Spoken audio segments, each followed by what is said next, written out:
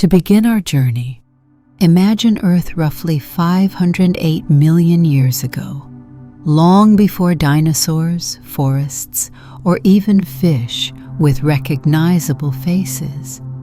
The continents were arranged differently, the oceans stretched wider, and the shorelines were more like experimental sketches than the coastlines we know today.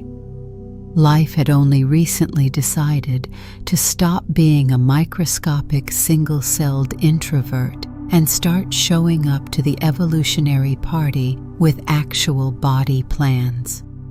This was the Cambrian period, an era so wildly creative that paleontologists often describe it as evolution's first, and maybe only, open bar event.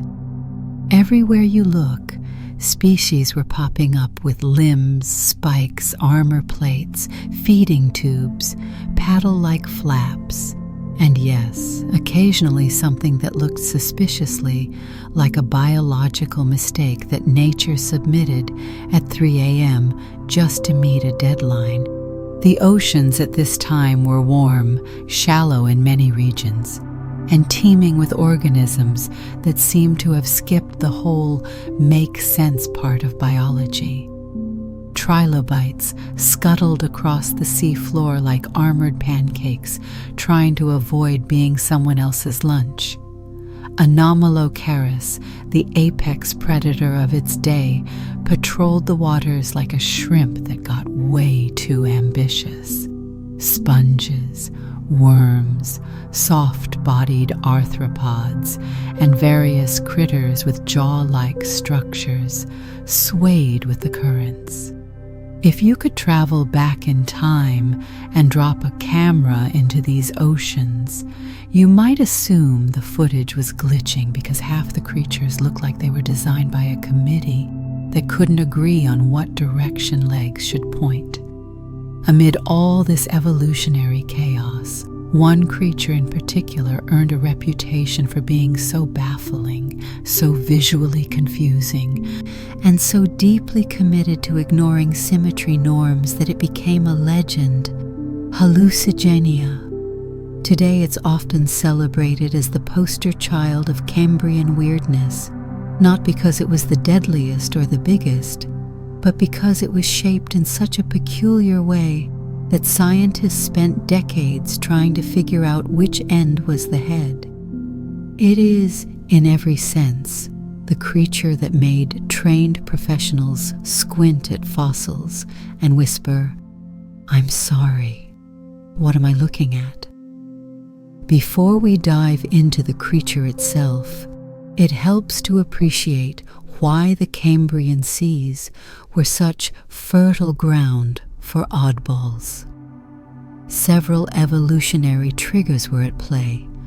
Oxygen levels in the oceans had risen just enough to support more complex metabolisms, allowing organisms to experiment with new forms of movement, digestion, and defense. Predator-prey interactions were escalating too. Once something started eating something else, everyone else needed to either get faster, get tougher, or get weird enough that predators couldn't figure out what angle to attack from. This biological arms race encouraged novelty, the evolutionary equivalent of giving every organism a blank canvas and saying, "Go wild." And go wild they did. Imagine an ecosystem where nearly every organism is trying something brand new. Some species added flaps for swimming, others grew spikes for protection, a few attempted symmetry, and then immediately abandoned the idea halfway through. Hallucigenia fit perfectly into this chaotic community. Its slender, noodle-like body perched on spindly legs and armored with a row of long dorsal spines. If you could have watched it creeping along the sea floor, it might have resembled a walking toothpick holder with confidence issues. What makes the Cambrian seas so fascinating isn't just the creatures themselves, but the fact that they represent a time of rapid diversification. Evolution wasn't just creating animals, it was deciding what an animal could be. Should it have legs? Sure. How many? Doesn't matter. Should it have a head? Probably, but the placement is optional. Should its mouth open like a gentle suction cup or a nightmare? Flip a coin. For Hallucigenia, this era of boundless creativity resulted in an anatomy that felt like a biological riddle, one that would challenge and confuse scientists for more than a century. Yet in its own way, Hallucigenia became a symbol of the Cambrian's charm. It's not fearsome or majestic. It doesn't tower over other creatures or dominate the food web. Instead, it embodies the playful unpredictability of evolution's early experiments. Its design seems to ask, what if we put legs here, spikes there, and sort of hope for the best? And somehow that worked. Hallucigenia survived long enough to leave behind fossils that still inspire scientific debate and the occasional meme. The Cambrian seas were, in essence, a biological laboratory with no safety protocols. Organisms tried new forms, new survival strategies, and new architectural choices. Some became the ancestors of major animal lineages. Others faded into evolutionary dead ends, leaving only fossils and confusion in their wake. Hallucigenia falls into the latter category, but its legacy lives on precisely because of how boldly strange it was. It represents a time when life pushed every boundary, explored every possibility, and treated the concept of normal as a distant suggestion rather than a rule. By the end of this chapter, the key thing to remember is this. The Cambrian seas weren't just weird. They were unapologetically, extravagantly weird. And in the middle of all that evolutionary experimentation, Hallucigenia didn't just exist. It thrived. It strutted around on its too many legs like it owned the seafloor, spikes gleaming, body wobbling, and scientists of the future utterly unprepared for the headache it would cause. To understand how Hallucigenia even made it into scientific consciousness, we need to travel from the Cambrian seas themselves to a very different setting, the rugged Canadian Rockies of British Columbia. Perched high on a mountain slope is one of the most astonishing fossil sites on Earth, the Burgess Shale. This unassuming rock formation is essentially evolution's attic, a place where ancient creatures left behind imprints so clear, so delicate, and so unexpectedly well preserved that paleontologists still treat the site like a holy relic of deep time. Yet, when those early scientists cracked open the slabs more than a century ago, Hallucigenia's fossilized outline made them wonder whether some trickster spirit had slipped in a doodle as a prank. The Burgess Shale was discovered in 1909 by Charles Doolittle Walcott, an American paleontologist and secretary of the Smithsonian Institution. Walcott had an uncanny ability to look at a piece of rock and see within it not just the fossil, but the story. While traveling near Mount Wapta and the now famous Fossil Ridge, he and his family stumbled upon fragments of stone that contained fossils unlike anything they had seen before. But these weren't ordinary fossils. The Burgess Shale would soon become renowned for preserving soft-bodied organisms, the kind that almost never show up in the fossil record, because nature usually treats squishy creatures the same way a washing machine treats a delicate sweater. What makes the Burgess Shale extraordinary is its preservation mechanism. Around 508 million years ago, the region was a sloping underwater environment near a reef, and life was thriving on the muddy seafloor. Occasionally, mudslides, fast, dense slurries of fine sediment, would suddenly sweep across the slope, burying entire communities of organisms in a rapid, oxygen-poor blanket of mud. This was terrible news for the creatures involved, but excellent news for future paleontologists. The lack of oxygen slowed decay, the pressure stabilized the tissues, and the ultra-fine sediment captured impressions so sharp that even internal organs sometimes left a faint signature. It's the geological equivalent of life being flash frozen, except instead of ice, it's engulfed by a mud avalanche. This rare type of preservation means Hallucigenia's bizarre anatomy survived well enough to be studied millions of years later. But well enough is relative. The fossils didn't present themselves in a friendly, easy-to-interpret mode. Instead, Hallucigenia appeared as a spindly smear with spikes sticking out in unexpected places, legs bunched awkwardly together, and a body axis that seemed to defy common sense. If the Cambrian seas were filled with experimental life forms, the Burgess Shale was filled with the receipts. And Hallucigenia's receipt looked like someone had tried to sketch a creature from memory while half asleep. When Walcott and later researchers examined these fossils, their reactions ranged from curiosity to bewilderment to the professional equivalent of throwing their hands in the air.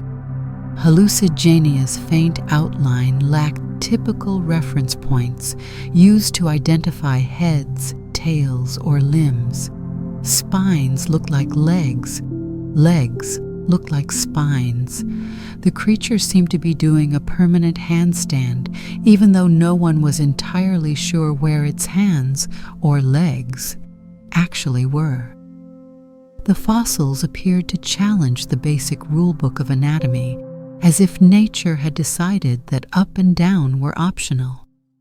Adding to the confusion, the Burgess Shale fossils often show only a flattened two-dimensional imprint. Imagine taking a fully 3D animal, squishing it under 0.5 kilometer of mud, and then waiting 500 million years for pressure and chemistry to turn the entire thing into stone. By the time scientists get to examine it, the once living animal has become a delicate shadow of itself, still magnificent, but undeniably ambiguous. Hallucigenia's fossils in particular didn't so much clarify its structure as dare scientists to interpret its remains without embarrassing themselves. Yet the Burgess Shale didn't just preserve Hallucigenia, it preserved an entire ecosystem, providing context for how this creature fit into its world. That is part of why these fossils are so scientifically priceless. Seeing the community of organisms together, the predators, the prey, the grazers, the filter feeders, allows researchers to reconstruct ancient biological networks, not just individual species. But despite the abundance of fossils, Hallucigenia always stood out. It was the one that seemed to be testing the limits of fossil interpretation. As one paleontologist once joked, looking at Hallucigenia is like trying to assemble furniture from a manual written in a forgotten language. The discovery of such fossils also transformed how scientists viewed evolution itself. Before Burgess Shale research, the fossil record of soft-bodied organisms was sparse, leading many to assume early life was relatively simple. The Burgess Shale demolished that idea by revealing a world where complexity had already exploded, and elaborate body plans were not the exception, but the rule. Hallucigenia's puzzling form became a mascot for the deep richness of early animal evolution, a reminder that life's earliest experiments were not only diverse, but sometimes downright perplexing.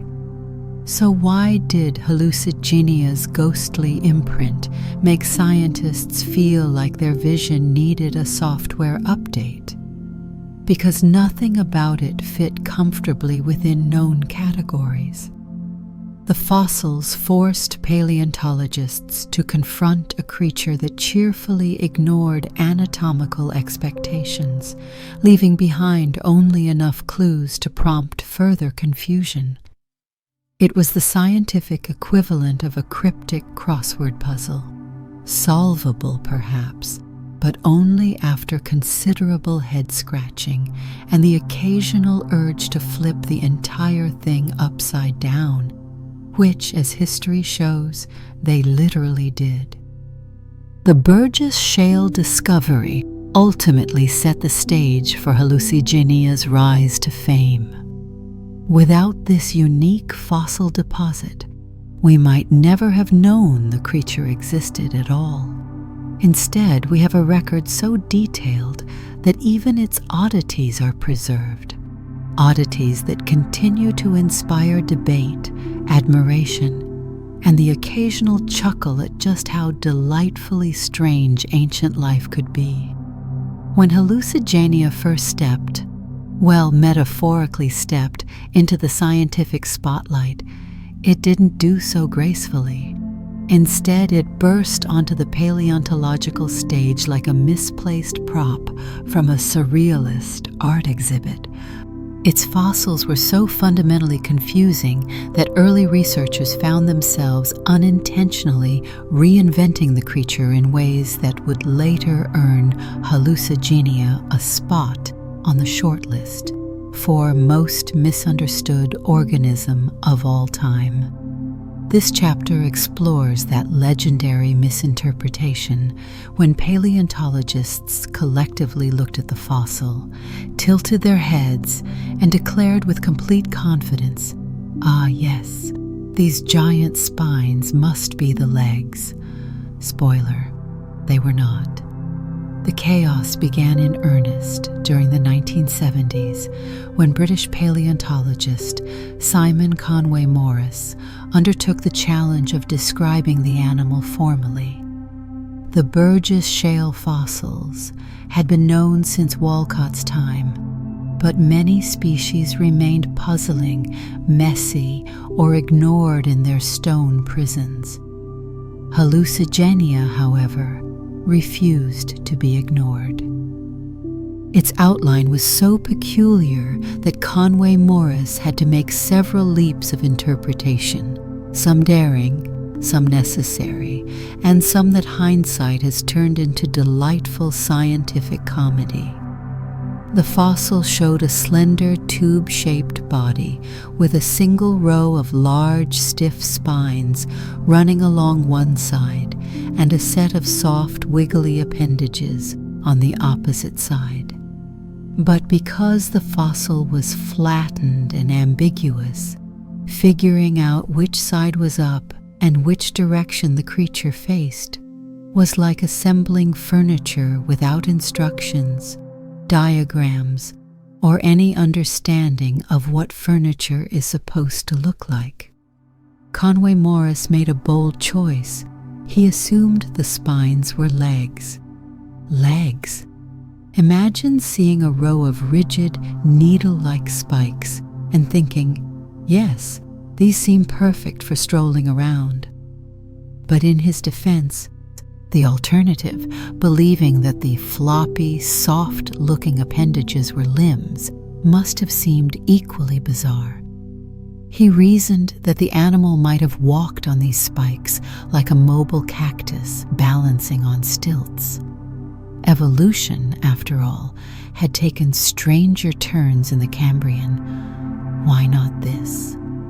Next came the arrangement of the limbs.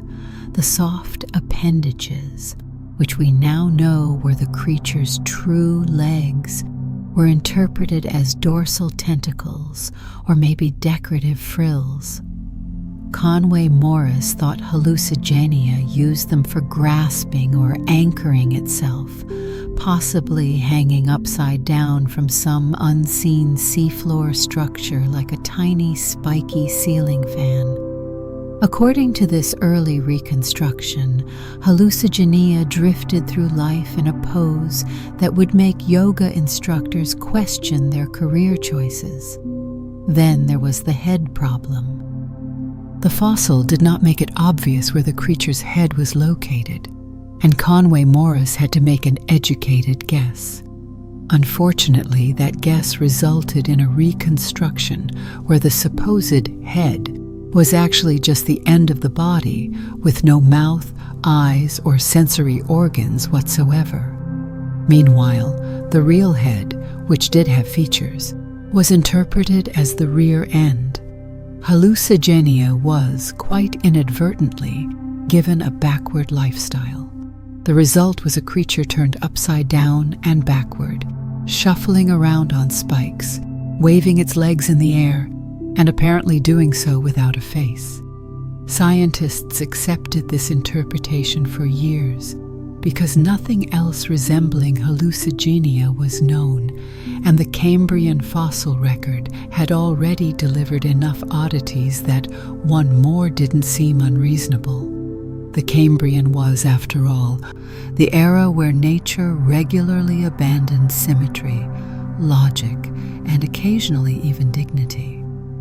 What makes this misinterpretation so iconic isn't just that it was wrong. It's that it was wrong in a way that perfectly captured the spirit of early Burgess Shale research. Paleontologists were trying to decipher creatures that had no modern analogues. There were no velvet worms or arthropod relatives that matched closely enough to guide interpretation. With no roadmap and only a flattened fossil to work from, reconstructions relied on creativity, anatomical inference, and a dash of hope. Still, as more fossils were discovered and new technologies developed, cracks began to appear in the upside-down interpretation. Researchers noticed that the supposed legs, those stiff spines, showed no structural characteristics one would expect from limbs meant to bear weight. They lacked joints, musculature, and any hint of functional attachment. Meanwhile, the so-called tentacles were arranged in paired sets, a dead giveaway for true legs, since evolution tends to hand out limbs in pairs, not singleton sprigs. By the 1990s, scientists had begun to seriously question the original reconstruction. Additional Burgess Shale specimens and related fossils from China helped reveal the true orientation. The spines were on top for protection, the soft legs were on the bottom for walking, and the head was on the end that actually had a mouth. This revelation transformed Hallucigenia from a surreal alien into something more grounded, still bizarre, but at least anatomically feasible. Yet the legacy of the misinterpretation lives on.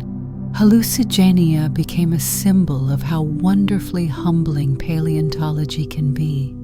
It reminds us that science is a process, not a product, and that even brilliant minds can be led astray by incomplete data and overly cooperative fossils willing to distort themselves for dramatic effect. In a way, Hallucigenia's earliest reconstruction represents a charming chapter in scientific history, a time when researchers confidently proposed that evolution might have invented a creature who walked on spikes because, well, why not? This comedic misreading of the fossil didn't diminish the importance of the research. Instead, it highlighted how reconstructing ancient life often requires a willingness to be wrong before being right. And Hallucigenia, with its spindly legs and flamboyant spines, has become an enduring reminder that the past doesn't always present itself neatly. Sometimes it shows up upside down, backward, and missing a face, leaving scientists to sort out the details with equal parts determination and trepidation. Once scientists finally flipped Hallucigenia the right way up and restored its dignity by pointing the head in the correct direction, a much clearer picture of its true anatomy emerged. Though clear is used here in the same generous sense one might use to describe a foggy window that at least now reveals the shape of the tree outside. Still, compared to the upside-down cactus on stilts interpretation of earlier decades, the properly oriented Hallucigenia looked almost reasonable. Almost. The first thing to note about the creature is its overall body shape. A narrow, elongated, soft-bodied tube that could grow roughly 1 to 5 centimeters long. If you were to see it alive, you might think it resembled a stretched-out gummy worm that had evolved aspirations of becoming armored. The body tapered slightly toward the head, which, after years of confusion, was confirmed to be the end with a tiny circular mouth. The mouth itself had a simple, almost puckered appearance, like someone had drawn a surprised O on the end of a noodle. This wasn't a face designed for intimidation. It looked more like Hallucigenia permanently gasped at its own reflection. Running along the underside of the creature were its true legs, soft, stubby, paired appendages that operated like tiny walking tubes. Each of these legs ended in paired claws, shaped more like miniature pincers than true hooks. These claws weren't weapons, they were more like gripping tools, helping Hallucigenia anchor itself as it moved across the sea floor. Think of them as the Cambrian equivalent of little hiking boots, except instead of gripping granite, they clung to microbial mats and soft sediment. Hallucigenia had 7 pairs of these legs, spaced neatly along its underside. In contrast to some Cambrian oddballs with limbs arranged like the output of a random number generator, Hallucigenia's leg pattern showed actual bilateral regularity. This neatness almost redeems the rest of its anatomy. Emphasis on almost, because as soon as you look at the upper half of the animal, things quickly return to the realm of delightful biological chaos. On its dorsal surface, now definitively identified as the top, the creature sported a single row of large, rigid spines. These spines stood tall and sharp, each one shaped like a slightly flattened toothpick that could slice or poke an unwary predator. They were not delicate decorative structures. These were defensive stakes that turned Hallucigenia into a walking hazard sign. Anything considering a quick snack would risk impaling its soft tissues on a row of sharpened spikes, and given that Cambrian predators didn't have emergency medical services, this served as a strong deterrent. These spines weren't just randomly placed either. They matched the number of leg pairs below. For every pair of walking appendages, there was a corresponding dorsal spine jutting upward like a tiny exclamation mark. This symmetry might suggest that nature was trying to follow some kind of anatomical logic. However, the fact that the spines were on top and the legs on the bottom does raise the question of why early paleontologists thought the opposite arrangement made more sense. But that's ancient history, literally. One of the most intriguing aspects of Hallucigenia's anatomy is the stark contrast between its tough-looking dorsal armor and its remarkably squishy body. Much of the torso appears to have been soft and flexible, lacking the rigid exoskeleton that many later arthropods evolved. It relied on its spines for defense rather than armor plating, suggesting that Hallucigenia preferred the strategy of look sharp, feel soft. It's the biological equivalent of wearing a spiky leather jacket over pajamas. The head, once identified correctly, added its own charming oddities. For a long time, scientists debated whether the creature had eyes at all. Recent reconstructions suggest it had simple dot-like eyes, primitive but functional enough to detect light and movement. These eyes were tiny even by Cambrian standards. If trilobites had the ocean's first great compound eyes, Hallucigenia had the visual equivalent of 2 low-resolution pixels. It wasn't planning ambushes or tracking prey. It was just trying to not run into things, and possibly failing. Inside the head, things get even more peculiar. Hallucigenia possessed a throat lined with tiny circular teeth, forming a ring-like array that helped pull food into its digestive tract. These microscopic teeth weren't designed for biting chunks. They acted more like a conveyor system, guiding particles inward with gentle precision. Picture the creature slurping microorganisms from the seafloor with a built-in toothed vacuum nozzle. Not glamorous, but efficient. The digestive tract itself ran simply through the length of its body, ending in a straightforward posterior opening. Despite the creature's appearance, its internal anatomy wasn't overly complex.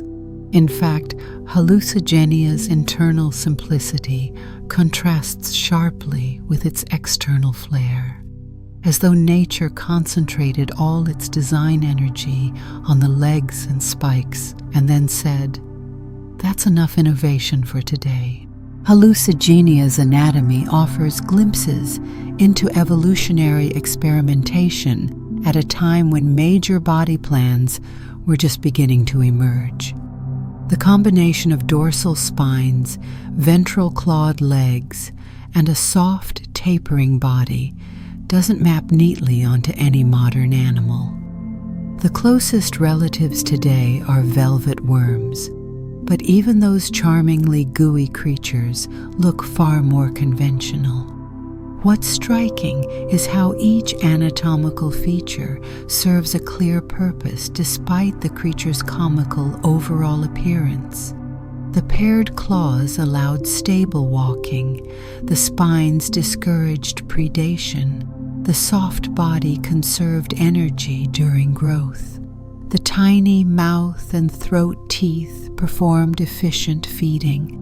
Everything worked, even if the final product looked like something evolution sketched on a napkin during an existential crisis.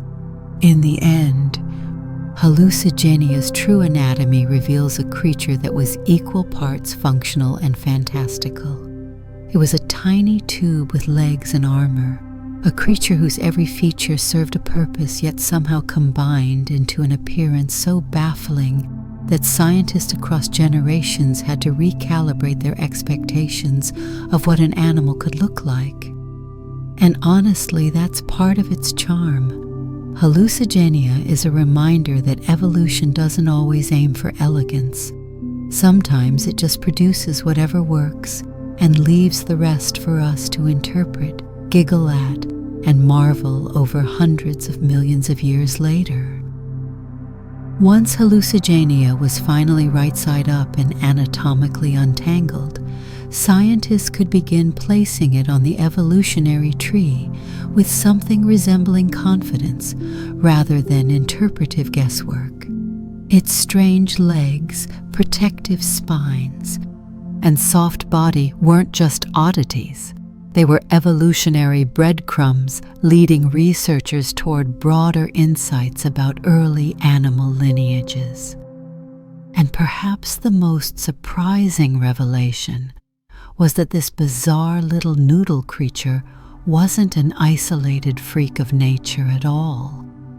It had relatives. It belonged to a group. It even had cousins still alive today. And those cousins, wonderfully enough, are the velvet worms, creatures that look like friendly garden sausages with legs and slime cannons. Hallucigenia belongs to a larger group known as lobopodians, a loose assembly of early worm-like animals with soft bodies and stubby legs. These organisms were scattered across the Cambrian seas, each sporting its own unique flair. Some had flaps, some had spines, some had armor, and some looked like evolution submitted them right before the deadline. Lobopodians are considered important transitional forms, bridging the gap between simpler worm-like ancestors and the more structured arthropods and panarthropods that came later. Hallucigenia, with its mix of simplicity and elaboration, sits right in the middle of this evolutionary gradient. One of the keys to identifying Hallucigenia's evolutionary placement came from analyzing the structure of its claws. These tiny paired hooks at the end of its legs had a layered, nested build, a feature strikingly similar to the claws of modern velvet worms, also known as onychophorans.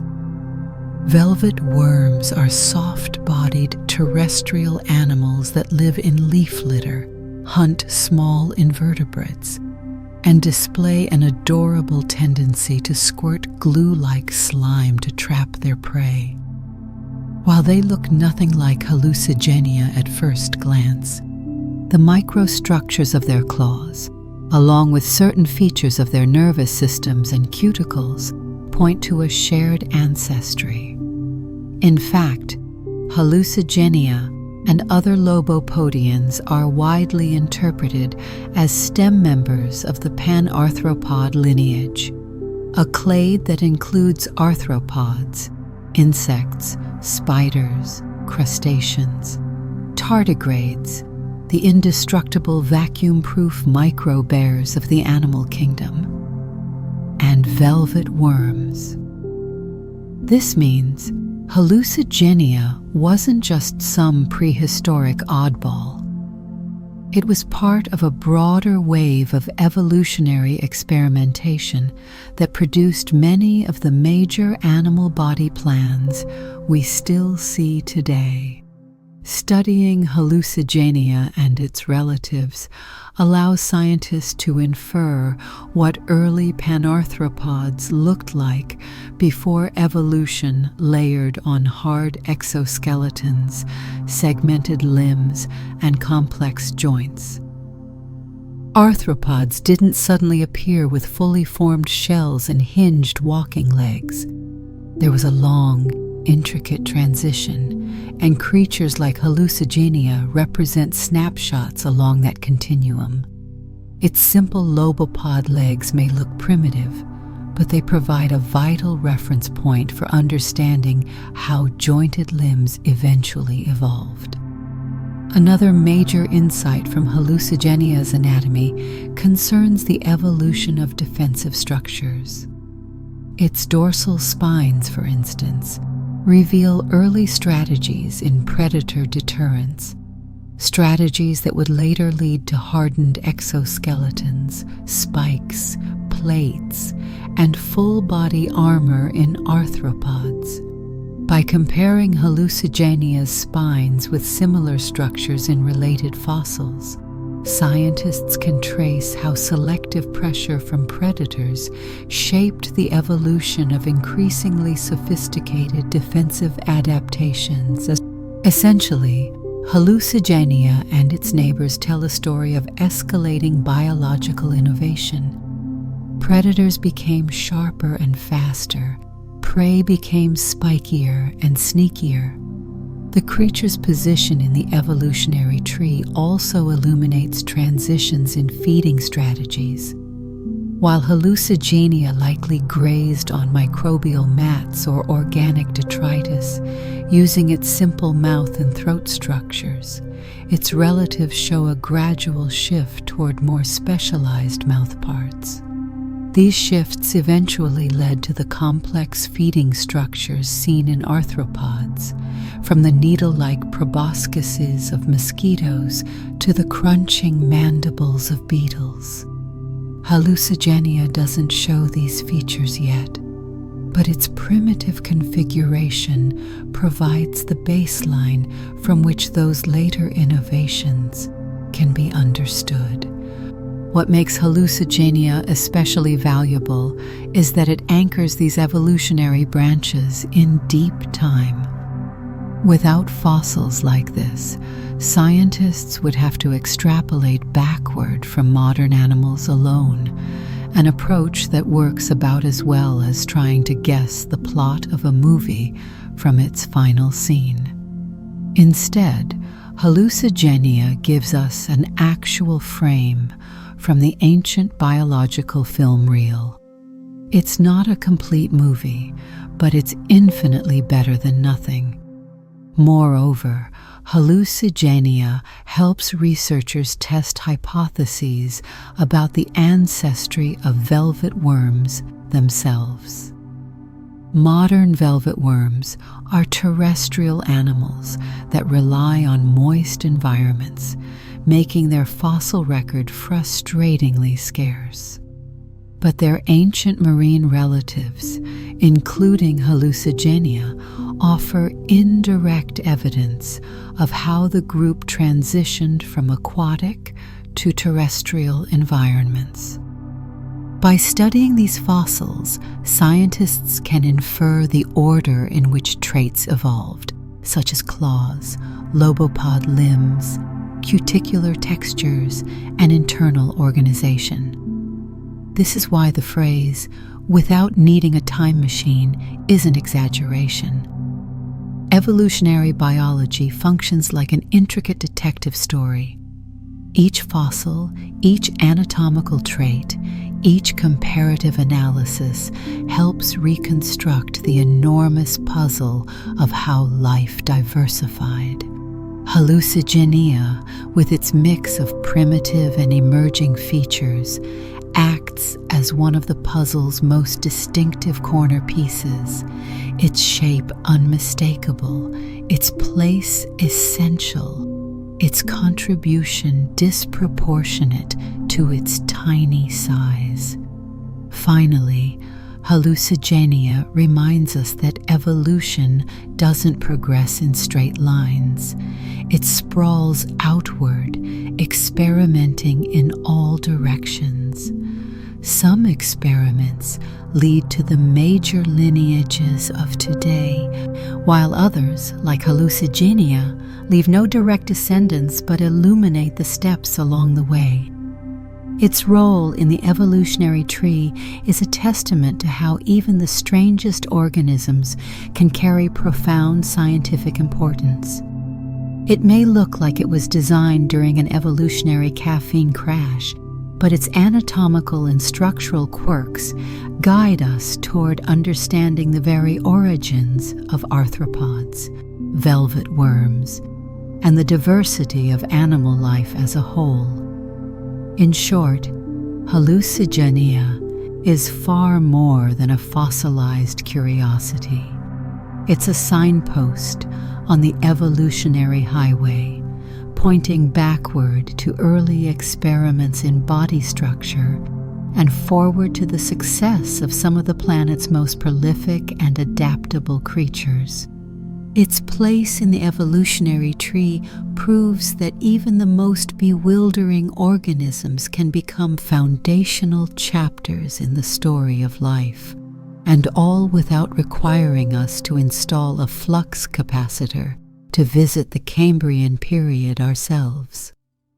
If there is one thing Hallucigenia absolutely excelled at, it was the delicate art of looking completely unapproachable. Imagine being a tiny creature creeping across the Cambrian seafloor, minding your own business, scanning for something edible, and suddenly encountering a noodle-shaped being covered in rigid spikes longer than your own body. It didn't roar, it didn't lunge, it didn't even have the courtesy to appear intimidating in a traditional sense.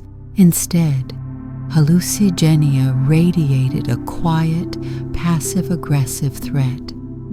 If you touch me, the pain is on you. The creature was essentially a walking do not disturb sign, except the consequences of disturbing it were much more immediate and pointy. To fully appreciate Hallucigenia's look-sharp, feel-soft defensive aesthetic, we should begin with its spines. These were not dainty little bumps or decorative ridges. They were tall, straight, rigid spikes that stood erect along its dorsal surface, arranged in a neat single row. Each spine tapered to a sharp point, making the creature resemble a very indecisive toothpick holder staggering across the mud. These spines could reach nearly the height of the creature's own body and were positioned symmetrically with respect to the legs below, giving the little animal the angular profile of a biological caltrop. But what made these spines truly remarkable was their structural design. Fossil evidence suggests they were sturdy, thick-walled, and capable of withstanding substantial pressure, certainly more pressure than an average Cambrian predator would have enjoyed applying with its mouth. If you were a small arthropod or an early predator, like a primitive anomalocaridid, these spines were the ancient equivalent of a "beware of dog" sign, except in this case, the dog was replaced by a sentient sewing kit. One bite in the wrong direction could result in a mouthful of regret. Scientists believe the spines served at least two major functions. The first was a straightforward defensive barrier. The Cambrian seas were full of opportunistic feeders looking for quick, soft-bodied snacks. Hallucigenia, lacking any armor on its torso, compensated by presenting predators with a gauntlet of spikes they would need to navigate before reaching the tender parts. This was a remarkably effective deterrent. Evolution tends to reward organisms that avoid being eaten, and Hallucigenia's spike strategy was essentially a passive survival hack. The second function of these spines may have been to make Hallucigenia appear larger or more dangerous than it actually was. With spines extending well beyond the height of its body, the creature likely cast a more imposing silhouette, assuming, of course, that Cambrian predators took a moment to appreciate silhouettes. Even so, a bigger profile means a bigger perceived threat. And in the arms race of survival, looking intimidating is often as good as being intimidating. Then there were the claws, another anatomical feature that added to Hallucigenia's bewildering vibe. Each of the creature's soft, stubby legs ended in a pair of tiny, curved claws. Unlike the dorsal spines, These claws were not designed for stabbing or slashing. They were delicate tools built for gripping surfaces on the seafloor. The dual-pronged structure allowed Hallucigenia to anchor itself securely as it shuffled around, preventing it from tipping over, which, given its spiny, top-heavy shape, might have been a non-trivial concern. These claws likely interacted with microbial mats, a common substrate in the Cambrian oceans. These mats formed thick, soft carpets composed of layered bacteria, and many small organisms grazed across them or used them as footholds. Hallucigenia's claws could dig lightly into these mats, providing stability and traction. Imagine someone wearing cleats on a muddy field, not for speed but to avoid falling flat on their face, or in Hallucigenia's case, its tiny, expressionless mouth. What's fascinating is how the claws and spines work together to create an animal that was both fragile and formidable. Its limbs were soft and lacked the complex joints we see in later arthropods. Its body was vulnerable to compression, but the combination of stable clawed footing below and an armor-like hazard zone above meant predators had to think twice before attempting a meal. Hallucigenia didn't need to run. It didn't need to hide. It simply needed to be unpleasant to mouth. Even its posture reinforced this message. With legs underneath and sharp spines above, Hallucigenia moved through its environment like a creature permanently on high alert. Every part of its anatomy seemed to say, "Approach from the wrong angle, and you'll be the one having a bad day." And while Hallucigenia did not possess the cognitive capacity to appreciate its own danger factor, it nonetheless lived its life with the assurance that nature had outfitted it with a personal security system. Interestingly, the spines also contribute to why the creature was initially reconstructed upside down in the 1970s. Their perfectly aligned structure and rigidity tricked paleontologists into thinking they were support structures rather than weapons. But once correctly interpreted, these features highlighted just how cleverly Hallucigenia's body plan was adapted for survival. Even if it looked like evolution improvised the design on a whiteboard and forgot to erase the draft version. In a world of early predators experimenting with claws, mandibles, and suction feeding, Hallucigenia's defenses were deceptively simple, but undeniably effective. It didn't rely on speed or camouflage. It relied on the universal law that sharp things should not be bitten. That, in essence, is why Hallucigenia gives off such strong "touch me and immediately regret your life choices" energy. It was polite, it was small, it didn't pick fights, but it made absolutely sure no one picked it for lunch without severe consequences. In the grand theater of Cambrian survival, many creatures evolved increasingly elaborate strategies. Hallucigenia chose minimalism with a twist, quite literally. A soft tube, 7 pairs of legs, a mouth too tiny to intimidate anything, and a row of dorsal spines sharp enough to dissuade even the hungriest predator. It is a reminder that sometimes the most effective defense is simply being too painful to mess with.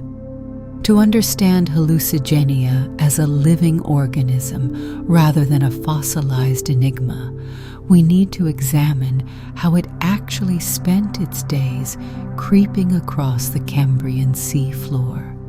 While its anatomy gives us structural clues, reconstructing its behavior is a delicate blend of evidence-based inference and a dash of imaginative humility, because frankly, Hallucigenia looks like the kind of creature that evolved while the universe was still practicing.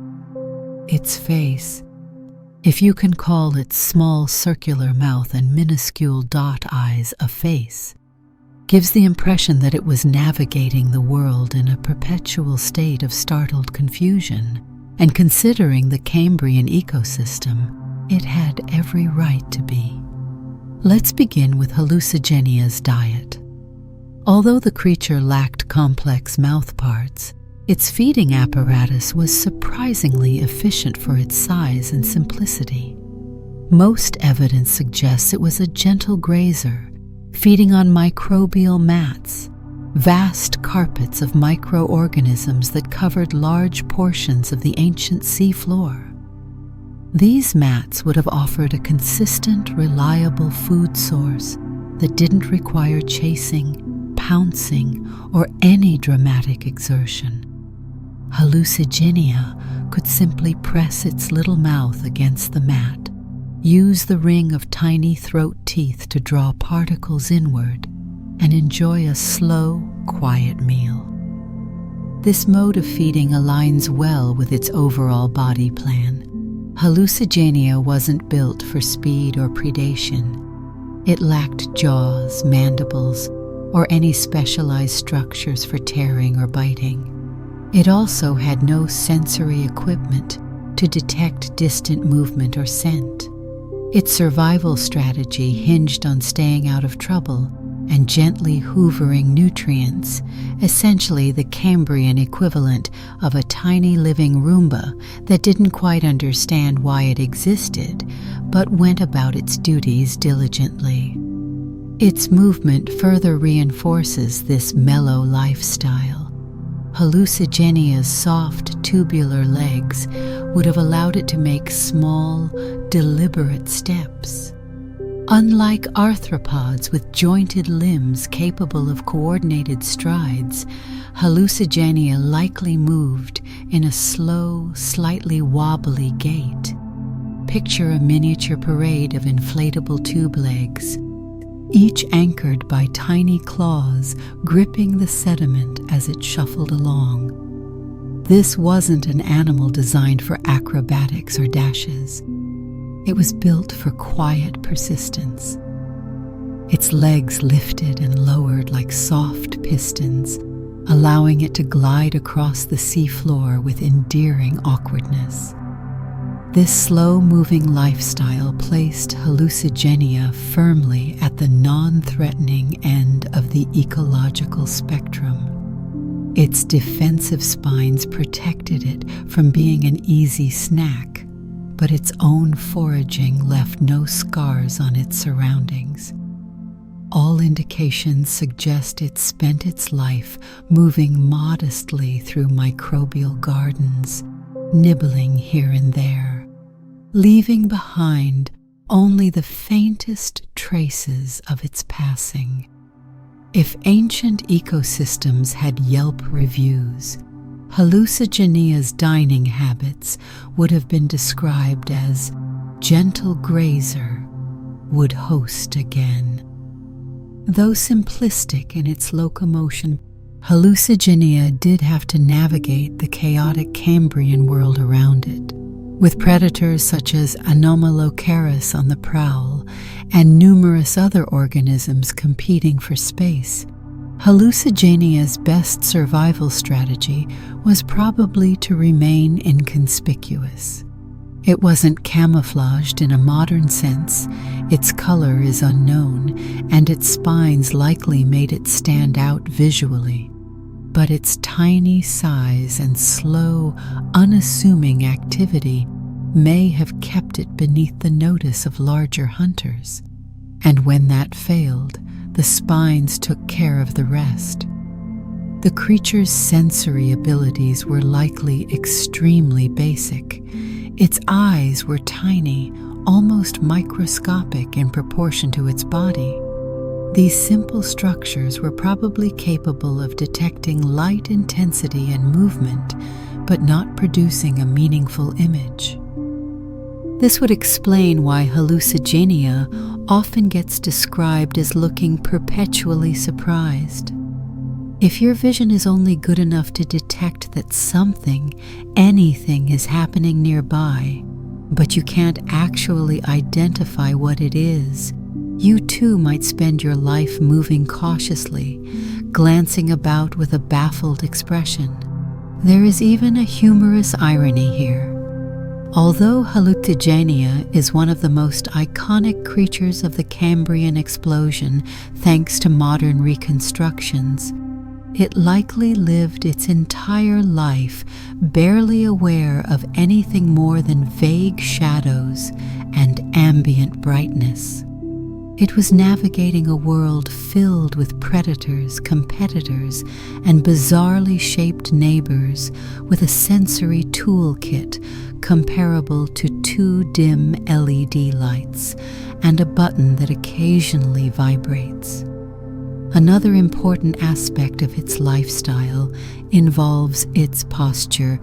Now correctly oriented, Hallucigenia walked with its belly facing downward and its spines pointing upward. This arrangement meant it didn't need to crouch, dig, or compress itself to feed. It simply pressed its tiny mouth against the substrate as it walked. This posture also increased the visibility of its defensive spines, giving predators ample warning. If a predator tried to approach from above, it would face a picket fence of pointy deterrence. If approaching from below, Hallucigenia's body would already be too close to the sediment to grasp easily. The combination of modest feeding, slow movement, and constant vigilance suggests that Hallucigenia occupied a niche similar to many small grazers throughout history, plentiful enough to be ecologically significant, but individually insignificant, except to predators with poor judgment. By consuming microbial mats, it helped maintain the structure of benthic ecosystems, preventing mats from growing too thick and allowing nutrient cycling to proceed smoothly. As for its constant, surprised face, this reputation is less about literal expression and more about the dissonance between its features and its environment. Hallucigenia lived in a world full of evolutionary experiments, many of them armed, armored, or frighteningly quick. Yet it remained small, soft-bodied, and visually unprepared for the drama surrounding it. Its tiny circular mouth and simple eyes give it an unintentionally comedic earnestness, as if it wandered through life thinking, "Oh no, not again," every time a shadow passed overhead. In the end, Hallucigenia's feeding habits and lifestyle paint the picture of a humble creature, gentle, slow, spiky, and mildly confused. It wasn't a hunter or a dominator. It was a survivor, perfectly adapted for peaceful existence in a world where peace was often in short supply. And through its simplicity, it helps us appreciate the quieter roles in ancient ecosystems, the ones that didn't roar or chase, but instead persevered through the ages by playing it safe, staying small, and trusting their spines to do the talking. To truly understand Hallucigenia, it's not enough to picture the creature alone. You have to imagine the stage it walked on, and what a stage it was. The Cambrian seafloor, specifically the deep, sloping environment represented in the Burgess Shale, looked nothing like today's oceans. There were no coral reefs bursting with bright fish, no towering kelp forests, no squid jetting dramatically through the water. Instead, there was a strange, dimly lit expanse, where life had only recently learned to diversify beyond the microscopic. The result was an ecosystem so visually bizarre that walking across it would have felt like stumbling into an experimental art festival curated by evolution during its abstract expressionist phase. Let's begin with the physical setting. The region where Hallucigenia lived was part of a submerged continental slope, a kind of submarine hillside where sediments constantly shifted downward due to gravity. Fine mud drifted and accumulated in thick layers, creating soft plains suitable for microbial mats and giving small creatures plenty of places to graze, hide, and shuffle about. The light level was low, especially compared to shallow waters. Sunlight faded quickly as it filtered downward until only a dim blue-green haze remained. For many residents, this shadowy environment was all they ever knew. Hallucigenia, with its simple eyes, wasn't exactly analyzing the scenic lighting anyway. Along this slope, water currents carried organic material, and occasional disturbances triggered underwater mudslides. These mud flows could bury entire communities in minutes, preserving them for hundreds of millions of years. But before they turned into fossils, these slopes were alive with activity.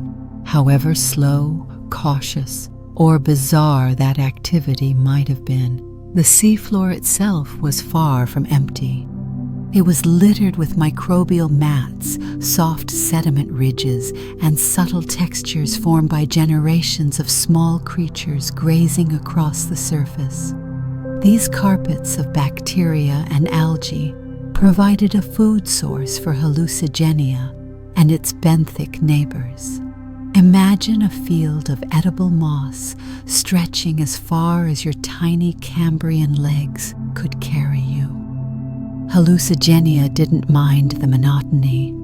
To it, this was the equivalent of endless buffet access. But make no mistake, this world was not peaceful.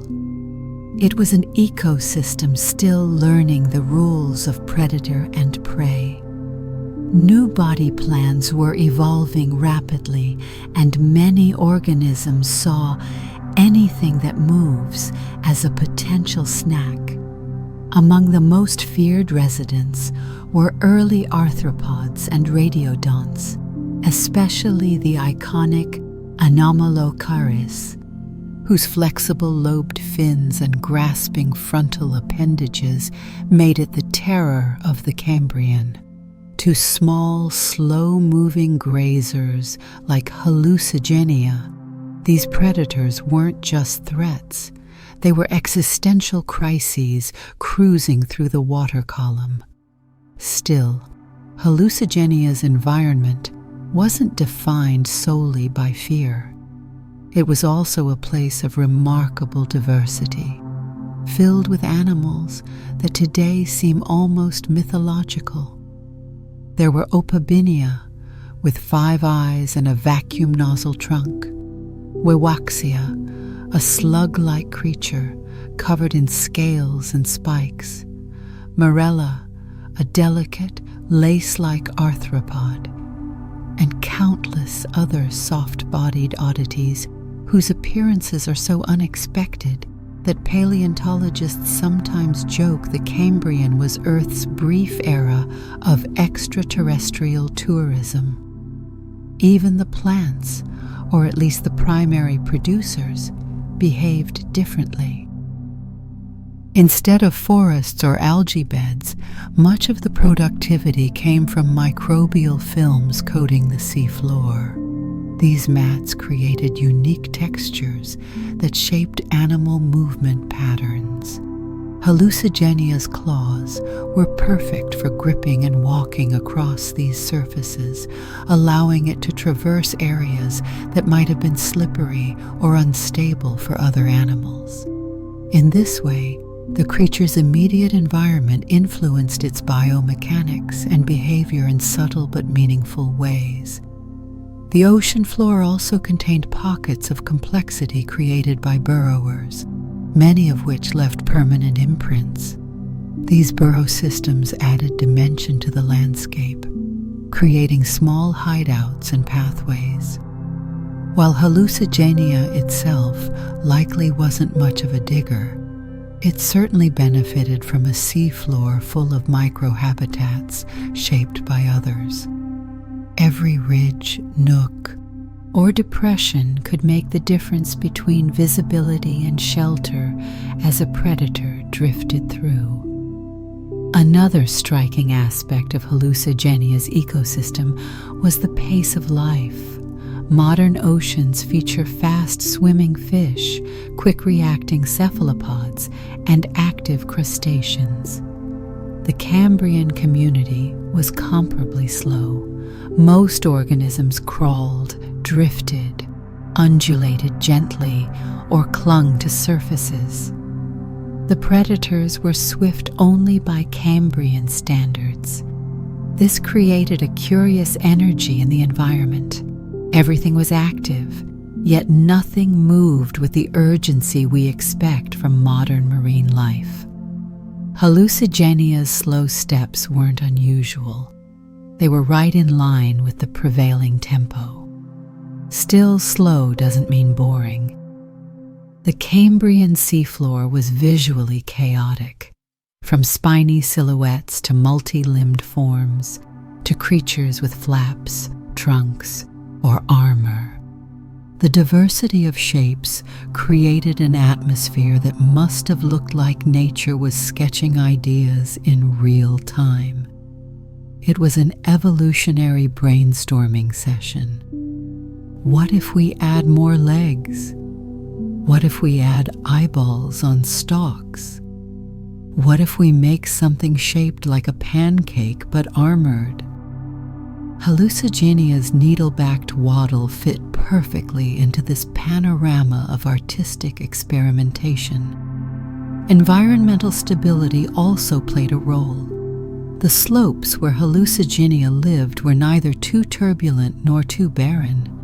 They provided a balance of food availability, moderate currents, occasional disturbances, and a wide array of neighbors.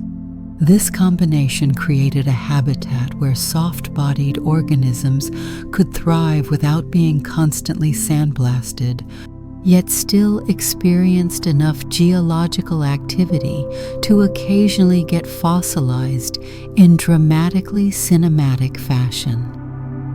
To summarize the vibe, the Cambrian seafloor was not just a habitat. It was a living gallery. Every organism was a strange sculpture, every movement a slow-motion performance, and every mudslide an unexpected curtain drop that preserved the cast for eternity. Hallucigenia, walking carefully among microbial carpets and looming spines, wasn't an oddity in this setting. It was one among many surreal masterpieces in a world where biological creativity ran wild. And in this chaotic, dimly lit environment, the creature thrived just well enough to leave its tiny mark. Its habitat, soft, shadowy, ever-shifting, shaped its behavior, its defenses, and its place in the early marine ecosystem. If evolution ever hosted an avant-garde showcase, the Cambrian slope was it, and Hallucigenia was one of its most memorable installations. To understand Hallucigenia's significance, we must zoom out, way out, from its tiny spiked form and view it against the explosive backdrop of the Cambrian period. This was not a calm chapter in Earth's biological history. It was more like evolution had been quietly sipping lukewarm tea for a couple of billion years. then suddenly chugged a gallon of espresso and decided to redesign the entire animal kingdom over the next 20 to 25 million years. Hallucigenia didn't just live during this upheaval. It embodied the spirit of the Cambrian explosion itself, experimental, unconventional, and a little chaotic, yet foundational in ways we're still learning to appreciate. The Cambrian explosion was not a literal explosion, but a metaphorical one, a burst of evolutionary innovation where complex body plans appeared at a rate unmatched before or since. In this era, nearly every major animal group originated or took on recognizable form. Segmented bodies, jointed limbs, complex eyes, protective shells, burrowing behaviors, and early predation strategies all emerged in rapid succession. It was, biologically speaking, the greatest open mic night ever held, with species stepping forward to test out new anatomical routines. Hallucigenia stood among the performers on that evolutionary stage, not as the headliner, but as a representative of the group experimenting on the fringes of possibility. It belonged to the Lobopodians, a lineage that contributed to the early steps toward modern panarthropods. But more importantly, its anatomy captured the experimental atmosphere of the time, soft-bodied yet spiky, simple yet decorated, efficient yet bizarre. It was a creature that said, "Sure, we could do symmetry and practicality, but what if we tried whimsical strangeness instead?" This strangeness is precisely what makes Hallucigenia such a valuable window into the Cambrian explosion. The period's hallmark wasn't just diversification, it was diversification through innovation. Evolution was exploring new routes, testing ideas that sometimes worked brilliantly and sometimes fizzled out. Hallucigenia sits somewhere in between, a successful enough experiment to persist for millions of years, but not quite developed enough to leave direct descendants beyond its Lobopodian relatives. One of the central trends of the Cambrian explosion was the emergence of varied body plans, known as bioplans. These structural blueprints laid the foundation for how animals would organize their bodies, where limbs go, how internal systems align, how sensory organs develop. Hallucigenia, with its tubular body, multiple pairs of soft legs, and dorsal spines, represented a bioplan that didn't survive in pure form, but played a crucial transitional role. Its combination of soft appendages and defensive spikes reflects early attempts to balance mobility with protection, a dynamic that would eventually give rise to the heavily armored arthropods and other well-protected lineages. At the same time, the Cambrian explosion marked the first great predator-prey arms race in Earth's history. As predators developed new methods of attack, like grasping appendages, improved vision, and stronger mouth parts, prey species had to innovate rapidly.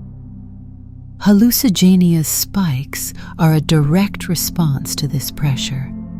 They were part of a wave of defensive adaptations that cascaded across early ecosystems. The success of predator-prey escalation in the Cambrian is one reason biodiversity blossomed. Survival now depended on ingenuity. Hallucigenia also serves as a reminder that evolution during this period wasn't always heading toward refinement. Many Cambrian species explored unusual paths that later vanished entirely. Some were ecological experiments, brief flashes of creativity that didn't endure but nevertheless enriched the tapestry of early life. Hallucigenia wasn't a dead end.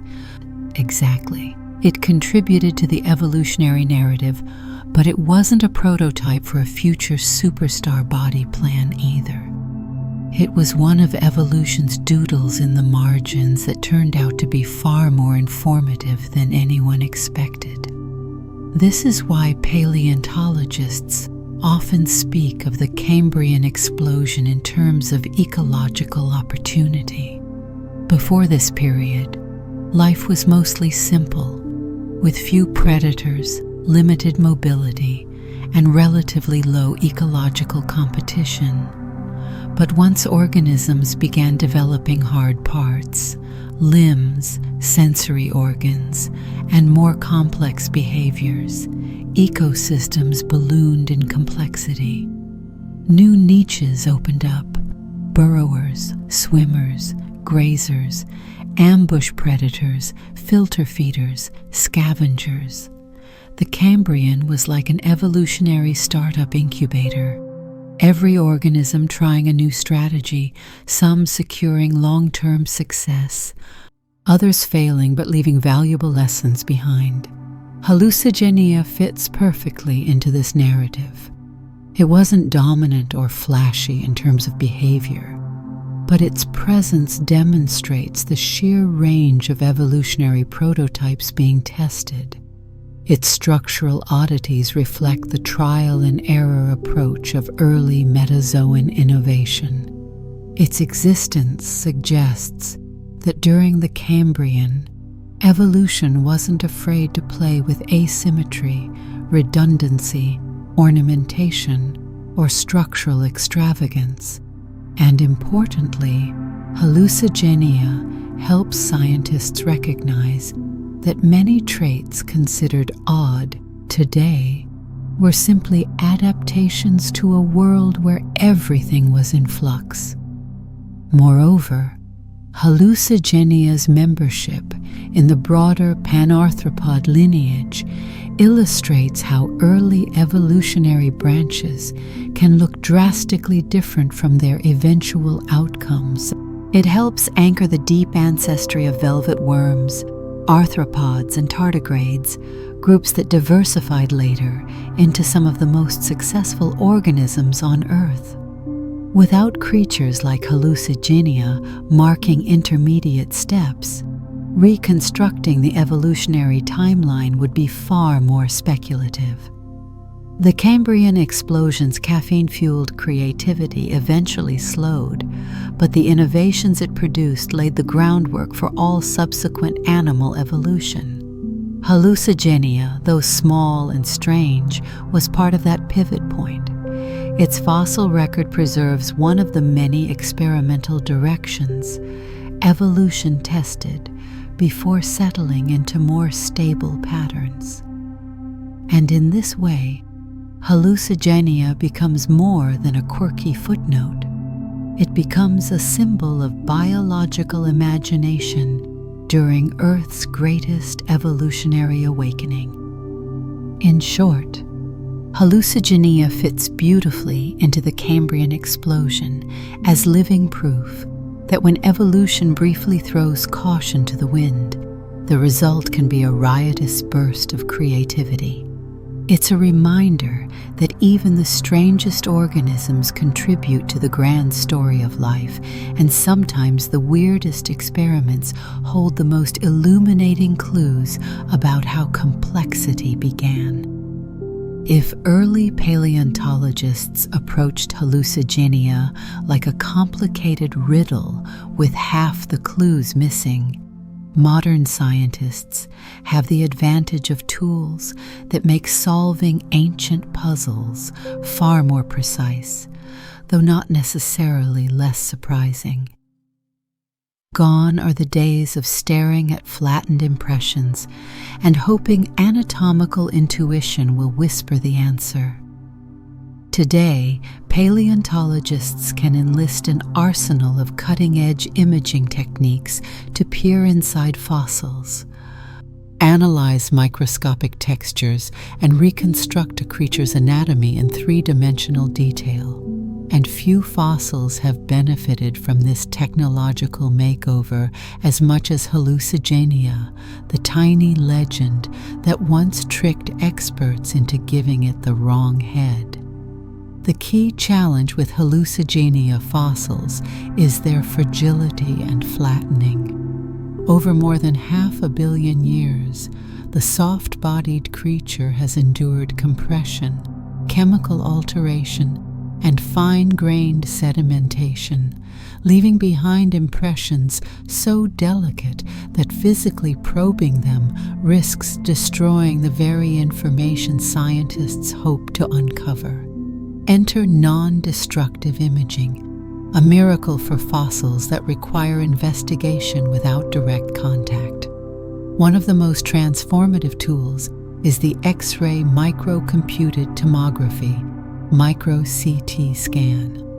Unlike medical CT scanners, which capture relatively coarse slices of human anatomy, micro-CT scanners can produce incredibly fine-resolution cross-sections of tiny specimens, sometimes down to a few micrometers. For Hallucigenia, this means scientists can essentially peel back layers of sediment digitally, revealing hidden structures without ever touching the fossil surface. Micro-CT scans helped researchers verify the arrangement of the creature's claws, confirm the internal architecture of its spines, and crucially, identify the real head end, something that eluded science for decades. CT scans are particularly useful for fossils embedded in rock matrices that obscure internal details. Many Burgess Shale specimens appear two-dimensional at first glance, but CT imaging reveals subtle depth differences and hidden ridges that would otherwise remain invisible.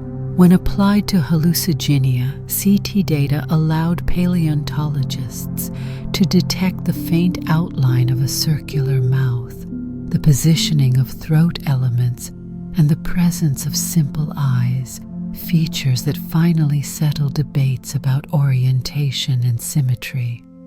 The days of flipping the creature upside down like a confused IKEA diagram were over. Another powerful tool is the scanning electron microscope, SEM, a device capable of magnifying structures far beyond what traditional light microscopes can achieve. SEM is especially useful for studying microstructures, such as the layered composition of claws or the surface texture of spines. For Hallucigenia, SEM revealed the nested, onion-like build of its leg claws, each layer indicative of biological growth patterns remarkably similar to those found in modern velvet worms. These findings not only clarified anatomy, but also reinforced phylogenetic connections, anchoring Hallucigenia more firmly within its evolutionary lineage. SEM also illuminated details of the throat's circular teeth. These microscopic structures were too small to detect clearly with older techniques, but electron imaging exposed their size, layout, and functional implications. The ring of teeth, tiny yet distinct, confirmed that Hallucigenia used a suction-like feeding mechanism. This vindicated earlier hypotheses while providing new clarity about how the creature processed food. If Hallucigenia ever seemed like a vacuum cleaner with legs, SEM data helped confirm the metaphor wasn't far off. Complementing CT and SEM is the rise of digital 3D reconstruction, a technique that stitches together imaging data into fully manipulable virtual models. With these reconstructions, scientists can rotate, zoom, and analyze Hallucigenia's anatomy without fear of wear or breakage. Digital modeling allows for the testing of movement hypotheses, visualizing how the legs might have flexed, how the body might have balanced on uneven sediment, or how the spines aligned in three-dimensional space. It lets researchers animate an organism that hasn't walked the Earth in over 500 million years. These reconstructions also play a major role in clarifying orientation. Once fossils are digitally rendered, researchers can assess symmetry, functional morphology, and feeding direction. When applied to Hallucigenia, digital modeling confirmed that the soft, claw-bearing appendages were indeed the legs. The spines, once misinterpreted as stilts, were unmistakably dorsal, and the head originally depicted without sensory features, that was the back end. The real head end, when enhanced via digital layering, revealed a subtle but unmistakable cluster of features, a circular mouth and a pair of dot-like eyes. Additional tools such as energy dispersive X-ray spectroscopy, EDS, and synchrotron radiation imaging have further refined our understanding. These techniques characterize the chemical composition of fossils and surrounding rock matrices. In Hallucigenia's case, chemical mapping helped detect differences in organic residues along its body, distinguishing structural tissues from digestive contents and environmental sediment. Such techniques allow scientists not only to reconstruct anatomy, but to infer behavior and dietary patterns, information once thought impossible to glean from creatures this small. Synchrotron imaging, with its extremely bright and focused beams, can detect contrast differences too subtle for conventional X-rays. This method has revealed minute structures like nerve traces and gut outlines in some Burgess Shale organisms.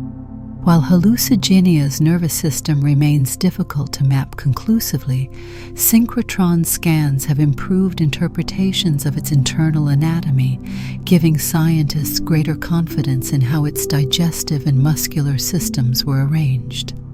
Together, these modern tools mark a massive shift in paleontology, from inference based on flattened outlines to detailed reconstruction based on high-resolution, multidimensional data. Hallucigenia is one of the clearest examples of how technology can rewrite scientific understanding. What was once a puzzling smear of ambiguous limbs and confusing spikes is now a well-resolved creature with identifiable features, evolutionary ties, and functional explanations. And let's not understate the emotional relief these technologies provided. For decades, paleontologists argued about Hallucigenia's orientation with the seriousness usually reserved for courtroom drama. Now, thanks to CT scans and electron microscopes, they no longer have to guess which end the head is on, an achievement that surely spared many future researchers some scholarly embarrassment. Ultimately, the marriage of ancient fossils and modern imaging transforms Hallucigenia from an interpretive nightmare into a well-documented participant in Earth's early ecosystems. It proves that even the strangest creatures yield their secrets eventually, especially when science brings the technological equivalent of a high-powered flashlight to a half-billion-year-old mystery.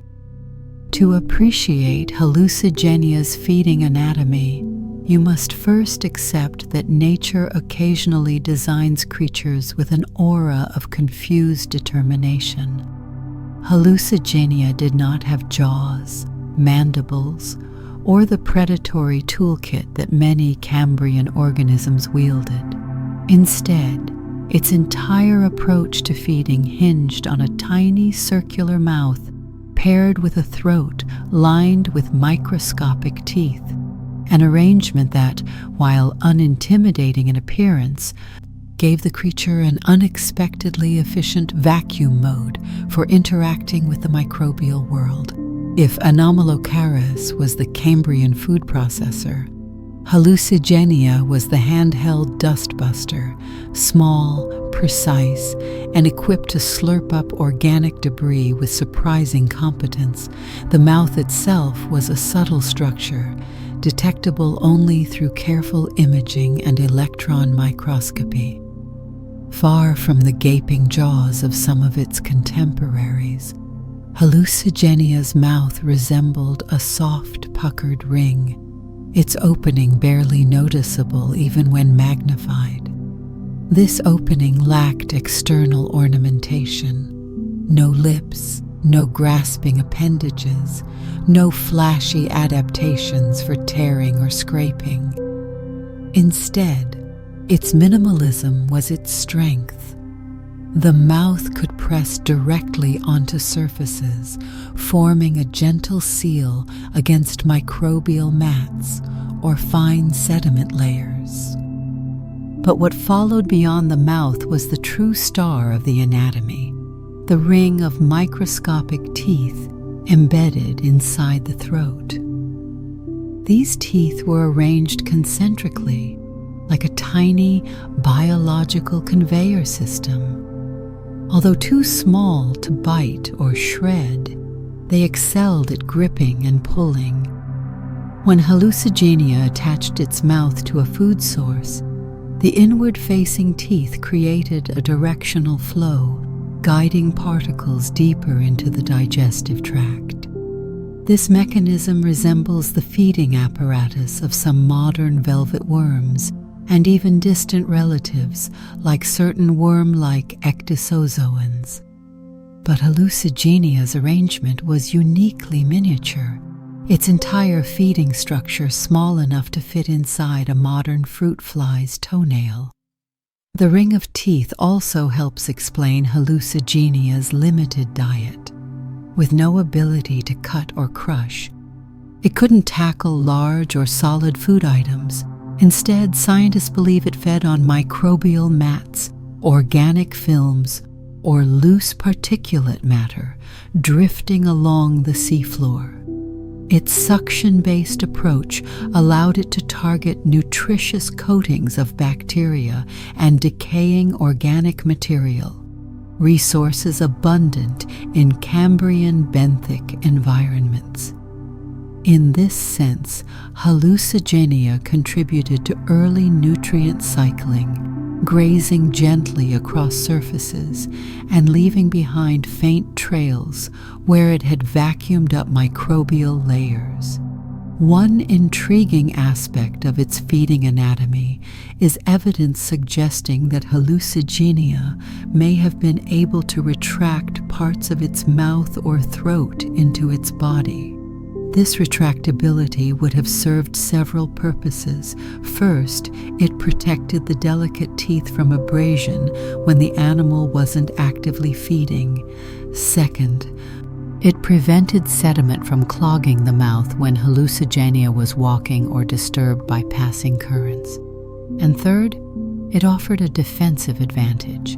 Predators attempting to bite the head end would encounter a smooth, contractible structure with no protruding features to grasp.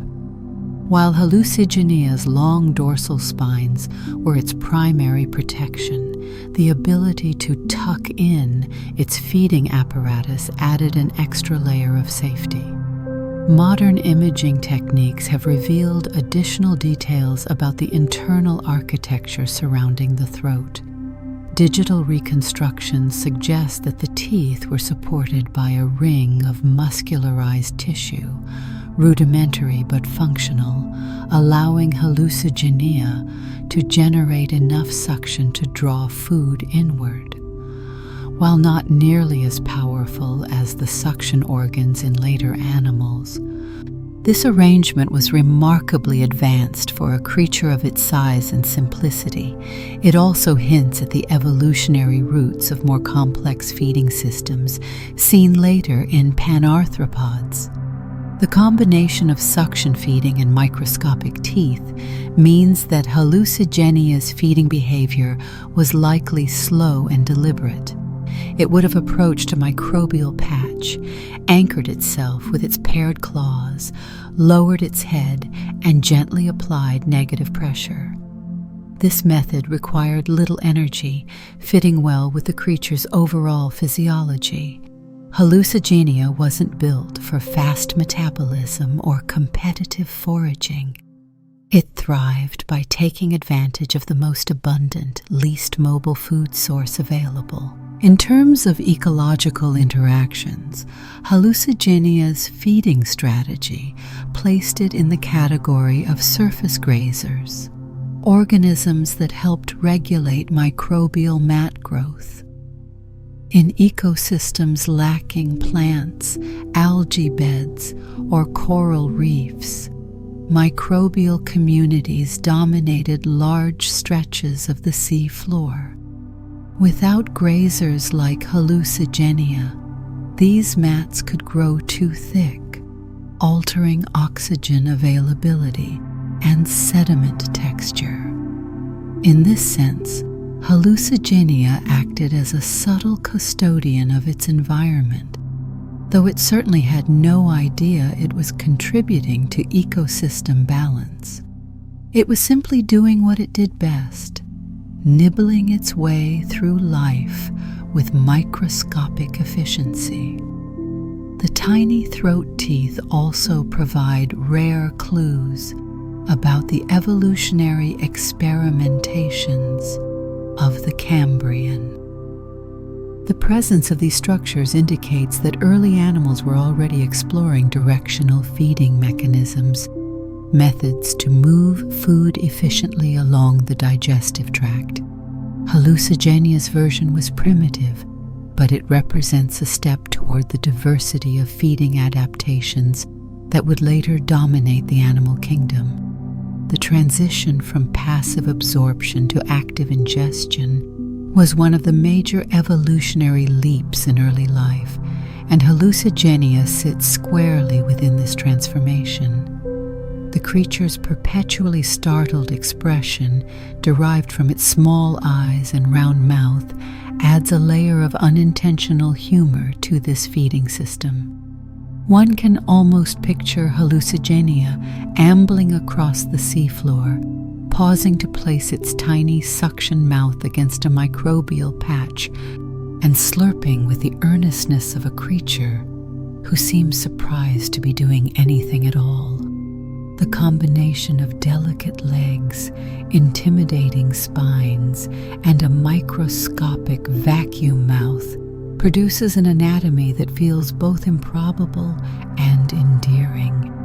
In the broader context of Cambrian ecology, Hallucigenia's feeding apparatus symbolizes the era's experimental spirit. While some creatures pursued raptorial limbs, slicing plates, or predatory jaws, Hallucigenia took a gentler path, one built on efficiency, simplicity, and a reliable food supply. Its tiny throat teeth were among the quiet revolutionaries of early animal evolution, pushing digestive systems toward greater complexity while still keeping things small, soft, and slightly bewildered.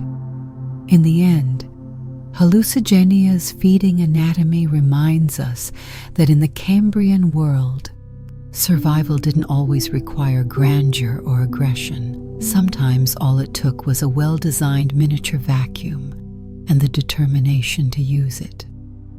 Even after decades of study, countless fossils, and the combined power of advanced imaging technologies, Hallucigenia remains one of the most debated creatures of the Cambrian period. In fact, if you gathered a group of paleontologists in a room and asked them to explain Hallucigenia's evolutionary significance, you'd likely end up with half a dozen conflicting interpretations, several diagrams flipped upside down, just to be sure, and at least one person speculating, only half-jokingly, that the creature looks like something reverse-engineered from a bad dream. This chapter explores the ongoing scientific discussions surrounding Hallucigenia, what we can confidently say, what remains up for debate, and why this spiny little noodle continues to stir arguments that sound suspiciously like extraterrestrial biology seminars, but are supported by robust, peer-reviewed fossil evidence. First, what's settled? After a long and occasionally painful history of misinterpretation, certain aspects of Hallucigenia's anatomy and relationships are now firmly grounded in evidence. One major resolution is its orientation. We finally, definitively know which side is up and which end is the head. The legs are the soft appendages with paired claws. The spines go on top. The head is the end with the circular mouth and tiny eyes. This may seem obvious now, but this clarity represents a triumph of modern paleontology over earlier guesswork. Another settled point is Hallucigenia's placement among the lobopodians, the stem group leading toward panarthropods, the broader lineage that includes velvet worms, arthropods, and tardigrades. Claw microstructures, throat architecture, and limb organization all support this. Hallucigenia isn't a direct ancestor of velvet worms, but the two groups share enough features, like layered claws and certain cuticular traits, to confirm a distant evolutionary bond. Scientists also broadly agree on its feeding style. Hallucigenia was a slow-moving grazer that used its suction-like mouth and throat teeth to ingest microbial mats. Its lifestyle, locomotion, and ecological role as a small benthic consumer are no longer controversial. But beyond these foundational elements lies a landscape of unresolved questions that make Hallucigenia a perennial topic of lively debate. One major uncertainty involves its internal anatomy. Soft-bodied creatures rarely preserve internal organs in detail, and Hallucigenia is no exception. Even with CT scanning and synchrotron imaging, the internal structures remain largely obscured. Did Hallucigenia have a complete gut with regional specialization, or was it a simple tube? How exactly were its muscles arranged? Did it possess an early version of a brain-like nerve cluster, or just a distributed nerve net? These are questions researchers continue to explore, and each new imaging dataset adds incremental clarity, or occasionally more confusion. Another point of contention concerns its evolutionary significance. While Hallucigenia is clearly a stem panarthropod, scientists debate whether it represents a primitive offshoot or a more specialized member of the lobopodian lineage. Some researchers argue that its spines suggest a highly derived defensive strategy, implying it was part of an already diversified sub-branch. Others interpret these spines as a baseline adaptation in early lobopodians, making Hallucigenia a simpler, more representative form. The disagreement stems from the patchy fossil record and the limited number of well-preserved lobopodians available for comparison. Then there's the elephant, or rather the worm, in the room. What exactly were the dorsal spines made of? Were they composed of a hardened protein matrix similar to early arthropod cuticle, or did they represent a different type of composite biomaterial unique to lobopodians? Chemical analyses can provide clues, but rarely definitive answers. Due to diagenetic alteration, the chemical changes fossils undergo over time. The composition of the spines matters because it helps clarify how defensive structures evolved in early animals, and whether spiny protection arose multiple times independently. Another debate centers on Hallucigenia's ecological interactions. While it's widely accepted that the creature grazed on microbial mats, researchers still discuss whether it interacted more dynamically with other organisms. Did it retreat into burrows created by other species? Did predators actively avoid it due to its defensive arsenal? Or was it simply too small and too spiky to bother with? Traces of interactions are rare, so these questions often rely on indirect inference rather than direct evidence. But perhaps the most intriguing unresolved question involves the evolutionary pathway of Hallucigenia's peculiar throat teeth. Are these teeth homologous, evolutionarily related to the jaws and mouth parts of later arthropods? Or are they an independent experiment in feeding mechanics, a unique adaptation that left no direct legacy? Some researchers see these teeth as early versions of more complex feeding structures. Others argue they represent a parallel innovation that fizzled out. This debate hints at broader controversies over how modular and flexible early animal development truly was. All these uncertainties fuel a kind of scientific folklore around Hallucigenia. When researchers gather at conferences, it often comes up in the same breath as other Cambrian oddballs, Opabinia, Wewaxia, Anomalocaris, creatures that look like they were designed by committee members who didn't communicate with each other. Yet unlike conspiracy theories, which rely on speculation and tenuous connections, Hallucigenia's mysteries are grounded in actual fossil data. The arguments aren't about aliens, but about evolutionary branching patterns, microstructures, and the interpretation of faint anatomical traces that survived 500 million years. And that's why Hallucigenia continues to fascinate both scientists and the public. It is a creature that feels almost too strange to be real, yet every fragment of knowledge we uncover deepens our understanding of early life. It sits at the crossroads of certainty and uncertainty, known enough to classify, yet mysterious enough to debate endlessly.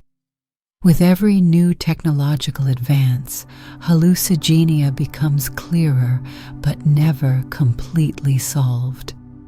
It remains one of evolution's great icebreakers, a creature that sparks discussion, challenges assumptions, and reminds us that the earliest chapters of animal history were written in a language we are still learning to read.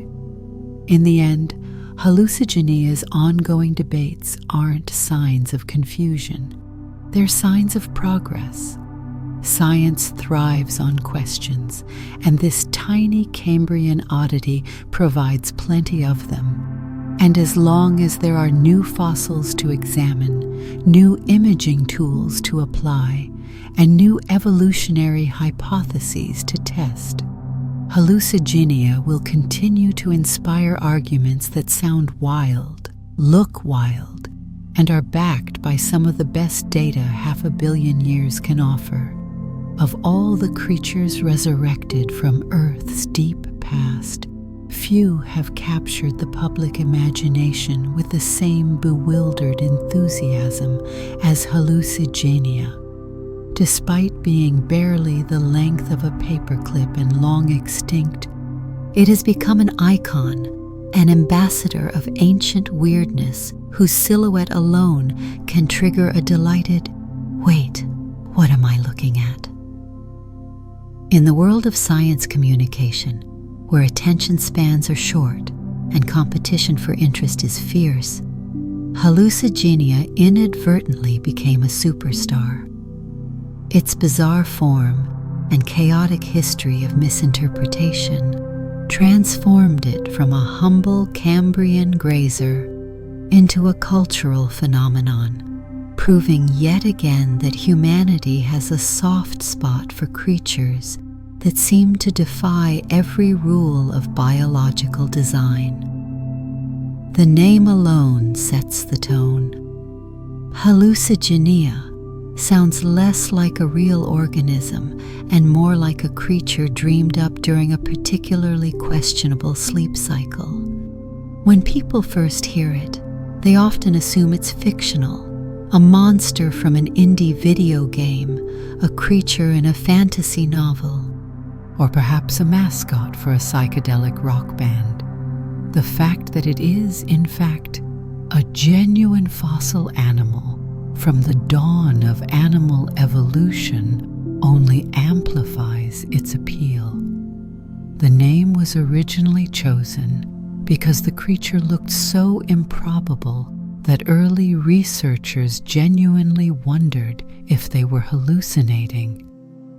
In a sense, that moment of scientific disbelief has permanently shaped its public identity.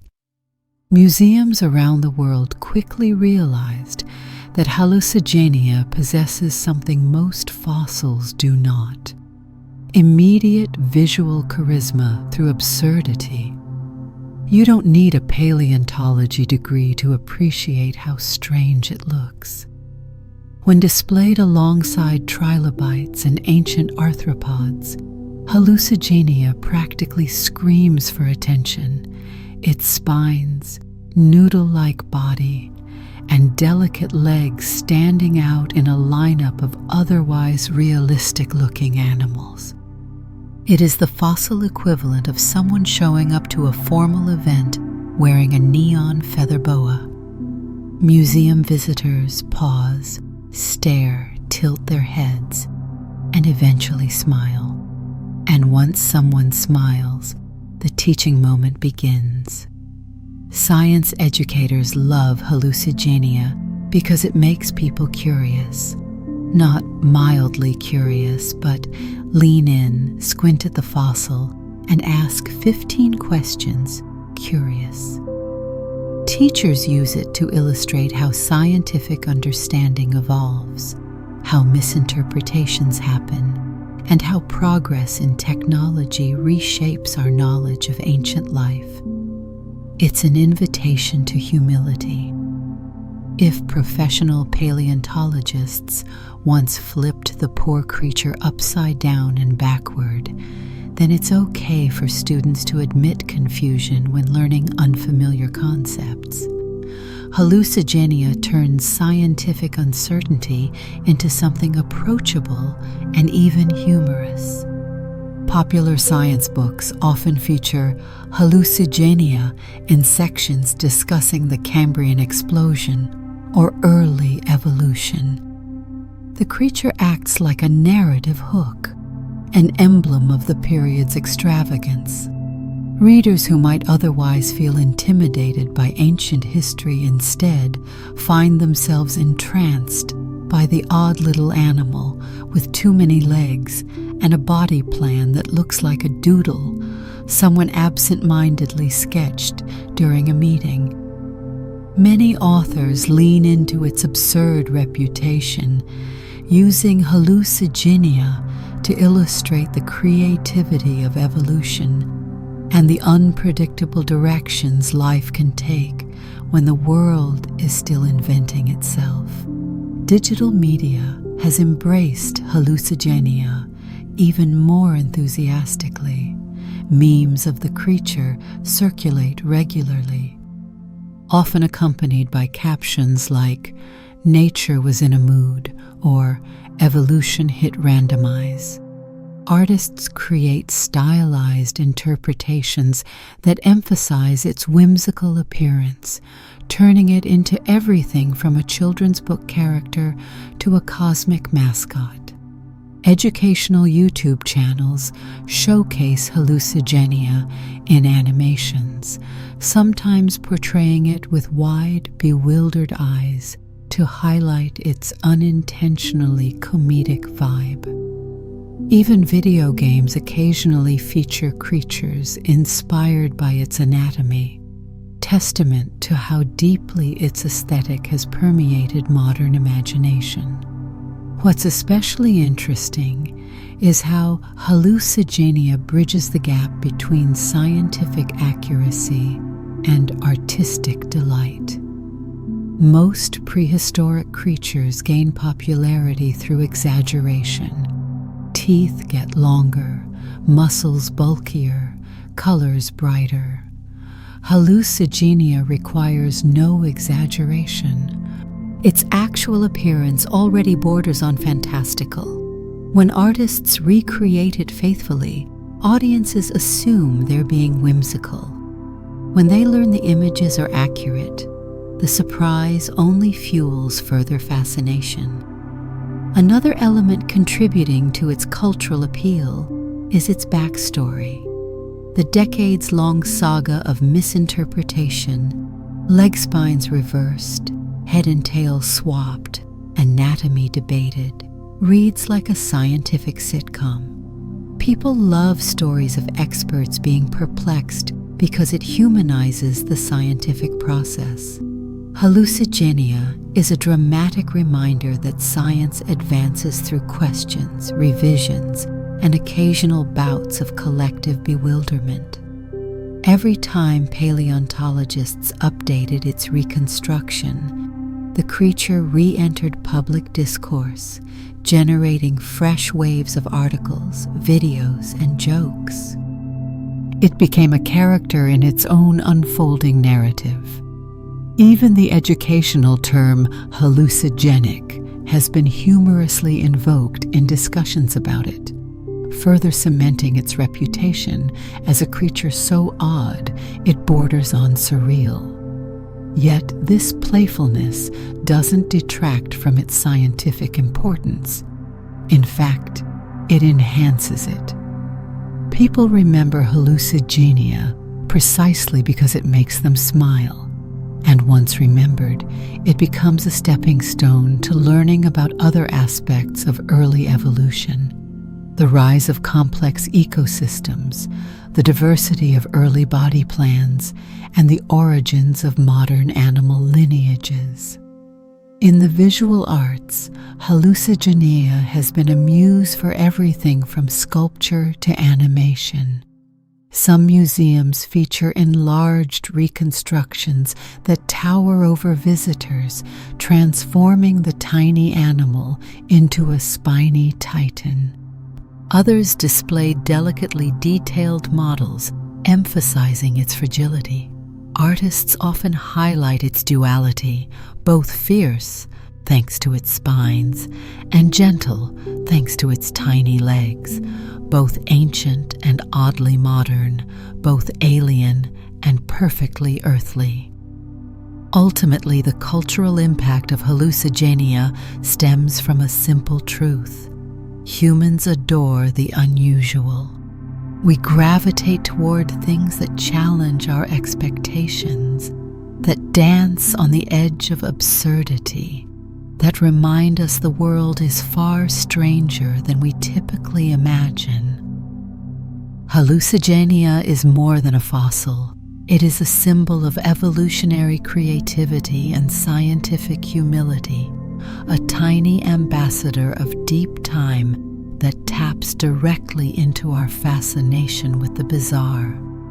And perhaps, in a world filled with sleek technological designs and orderly biological diagrams, Hallucigenia stands as a joyful reminder that the universe once allowed itself a moment of playful experimentation, and that we are lucky enough to witness its remnants 508 million years later.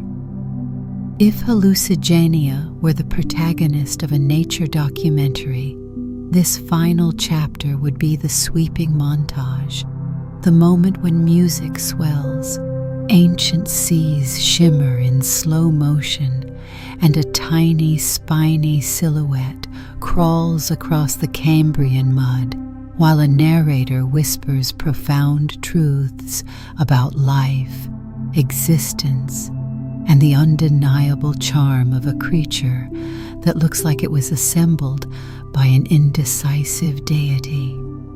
Because in many ways, Hallucigenia is the perfect symbol for the hidden stories buried in Earth's deep past, mysterious enough to intrigue, odd enough to delight, and scientifically important enough to shift our understanding of evolution. When we first met Hallucigenia in this journey, it was nothing more than a wisp of a fossil, flattened, confusing, almost comically uncooperative. Early scientists couldn't even agree on which direction it faced, how it walked, or whether its spines were legs or its legs were spines. In the grand tradition of scientific humility, Hallucigenia reminded us that the past rarely hands over its secrets neatly wrapped in explanation.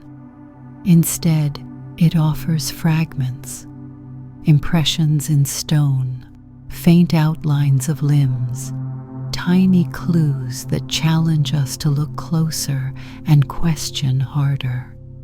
Yet, that very confusion is part of its magic. Hallucigenia emerged from the shadows of the Burgess Shale, not just as a fossil, but as a paradox, a creature so visually absurd that it captured public attention, and so scientifically informative that it reshaped our view of early animal evolution. Like a character in a story who begins as comic relief but ends up holding the key to the plot, Hallucigenia gradually revealed that beneath its quirky exterior lay a wealth of evolutionary insight. For instance, its place within the Lobopodian lineage, and ultimately the greater panarthropod family tree, helped scientists trace the origins of some of the most successful animal groups on Earth. Its tiny claws provided microstructural evidence, linking it to velvet worms. Its dorsal spines shed light on early defensive strategies.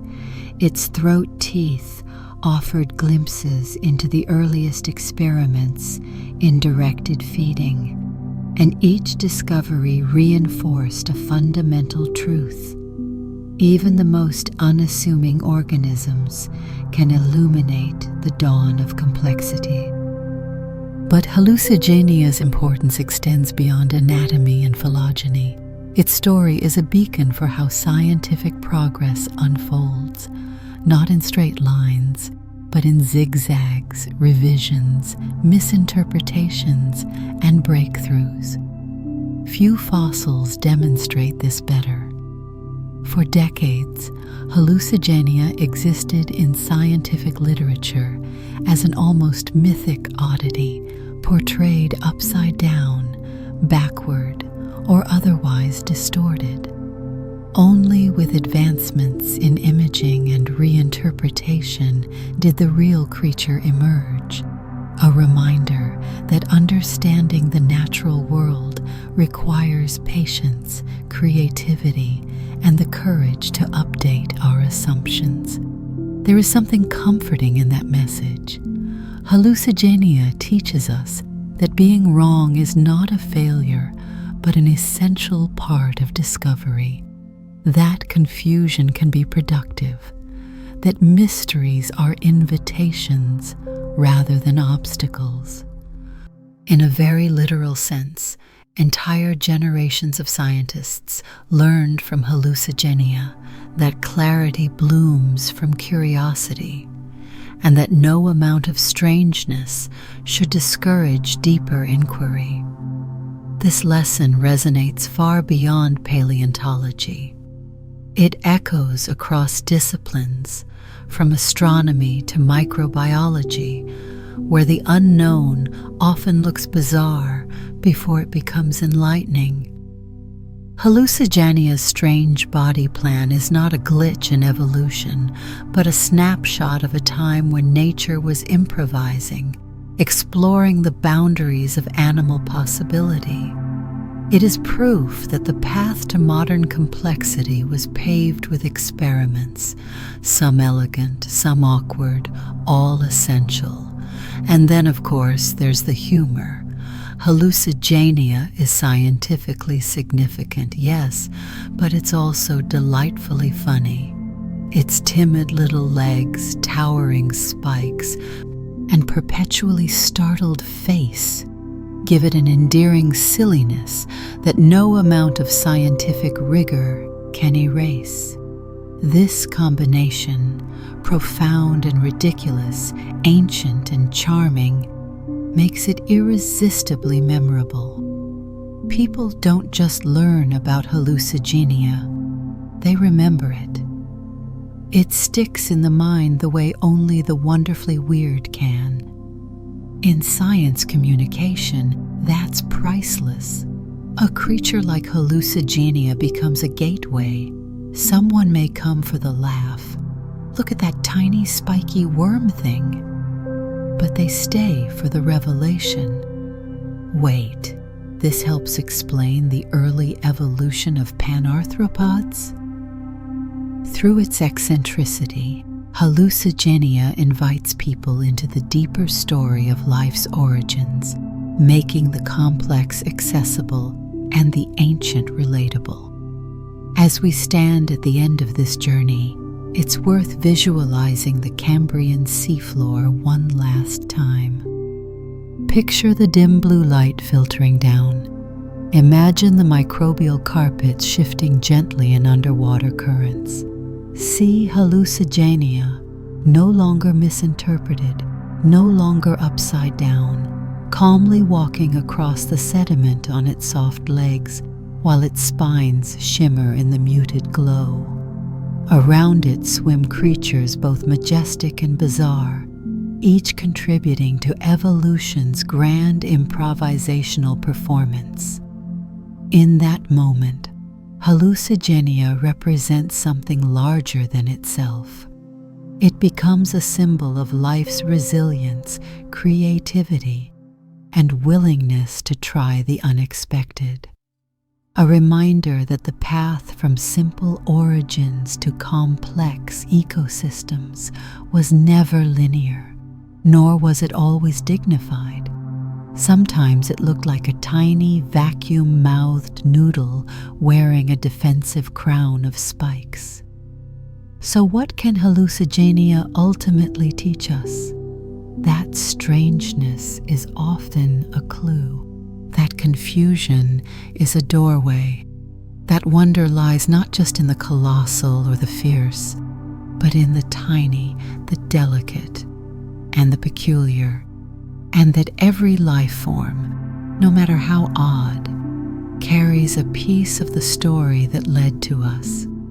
In celebrating Hallucigenia's comedic charm and scientific importance, we honor the vast, messy, imaginative history of life on Earth. The Cambrian world may be long gone, but its echoes remain preserved in stone, and in the delightful reminder that evolution's greatest masterpieces sometimes begin with a spiky little creature so bewildering that humanity needed a century to figure out which end was the face.